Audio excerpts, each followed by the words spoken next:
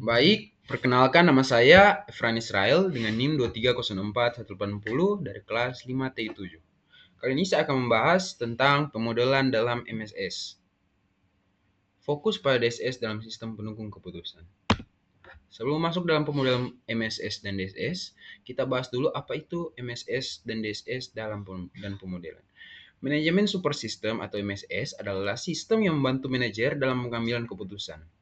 Lalu Decision Support System atau DSS merupakan bagian dari MSS yang fokus pada analisis data untuk mendukung keputusan. Lalu untuk pemodelan, dalam konteks pemodelan, ini berfungsi untuk mempresentasikan dan menganalisis situasi yang kompleks, memfasilitasi pengambilan keputusan yang lebih baik. Lalu, jenis model dalam MSS atau DSS. Memahami berbagai jenis model dalam manajemen super system dan bagaimana mereka mendukung pengambilan keputusan yang efektif. Yang pertama yaitu statistik, yaitu model statistik digunakan untuk menganalisa data dan mengidentifikasi pola yang membantu dalam pengambilan keputusan. Lalu yang kedua yaitu finansial. Model finansial berfokus pada analisis keuangan untuk mengevaluasi opsi investasi dan proyeksi keuntungan. Lalu yang ketiga, optimasi. Model optimasi bertujuan untuk memaksimalkan atau meminimalkan output tertentu berdasarkan variabel yang ada. Lalu, proses pemodelan dalam DSS. Identifikasi masalah adalah langkah awal yang krusial dalam proses pemodelan dalam Decision Super System atau DSS. Langkah ini melibatkan penentuan isu-isu yang perlu diselesaikan untuk mencapai keputusan yang lebih baik. Setelah masalah diidentifikasi, penting untuk menentukan variabel yang relevan dan mengumpulkan data yang diperlukan untuk analisis. Dengan pemahaman yang jelas mengenai masalah, DSS dapat dioptimalkan untuk menghasilkan solusi yang lebih efektif dan efisien. Proses ini membantu manajer membuat keputusan yang lebih informasional dan strategis. Lalu, teknik pemodelan dalam DSS. Di sini dibagi menjadi 3. Dalam pemodelan DSS terdapat berbagai teknik membantu dalam pengambilan keputusan efektif.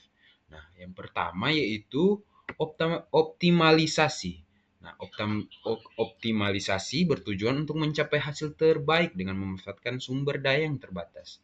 Lalu yang kedua, simulasi. Simulasi memungkinkan analisis berbagai skenario untuk mengevaluasi keputusan dan hasil potensial. Lalu yang ketiga yaitu heuristik, adalah pendekatan berbasis aturan yang membantu dalam pengambilan keputusan cepat dengan informasi tidak lengkap. Lalu kita masuk pada analisis model dalam DSS. Dalam konteks Decision Support System atau DSS, analisis model dibagi menjadi 3 kategori. Yang pertama yaitu statis, dinamis, dan situasi keputusan. Model statis berfokus pada kondisi yang tidak berubah seiring waktu, sedangkan model dinamis memperhitungkan perubahan variabel dalam konteks waktu. Situasi keputusan menggambarkan bagaimana hasil dapat bervariasi berdasarkan pilihan yang diambil. Pemahaman yang mendalam tentang ketiga jenis model ini penting untuk mencapai hasil efektif dalam pemodelan dan pengambilan keputusan. Representasi model dalam pengambilan keputusan. Representasi model sangat penting dalam MSS dan DSS.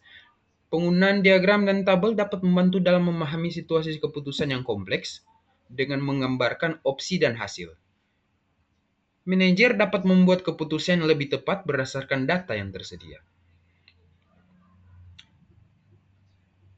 Ini adalah visualisasi untuk membantu dalam memahami pemilihan keputusan. Jadi kita harus berpikir di segala arah. Seperti contoh gambar ini. Lalu, komponen dan tujuan linear programming. Linear programming adalah metodologi penting dalam DSS yang digunakan untuk menyelesaikan masalah optimasi. Komponen utama terdiri dari variabel keputusan, fungsi tujuan, dan kendala.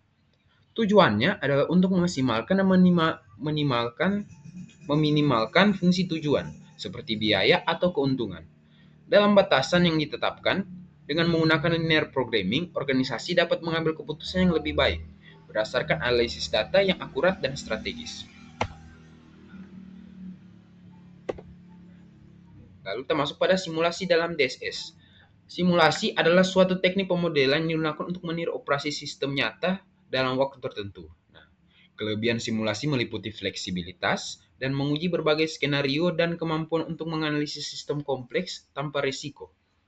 Namun, kekurangan simulasi adalah biaya tinggi dalam perkembangan model dan kebutuhan akan data yang akurat untuk menghasilkan hasil yang valid. Oleh karena itu, pemilihan teknik ini perlu dipertimbangkan dengan baik dalam pengambilan keputusan. Jadi kita harus memikirkan secara lebih dalam untuk memakai teknik ini. Sekarang kita masuk pada heuristik dalam pemodelan DSS. Heuristik adalah metode pemecahan masalah yang menggunakan pendekatan praktis untuk mencapai solusi yang memadai. Kelebihan dari heuristik termasuk efisiensi waktu dan sumber daya, serta kemudahan dalam aplikasinya. Namun, ada kekurangan yang perlu diperhatikan, seperti potensi menghasilkan solusi yang tidak optimal dan ketidakakuratan dalam situasi yang kompleks. Pemahaman yang baik tentang heuristik dapat membantu dalam proses pengambilan keputusan yang lebih baik dalam DSS. Termasuk pada kesimpulan. Pemodelan merupakan inti dari MSS, terutama pada DSS, karena melalui model manajer dapat menganalisis masalah, memprediksi hasil, serta memilih alternatif terbaik dalam situasi yang penuh ketidakpastian.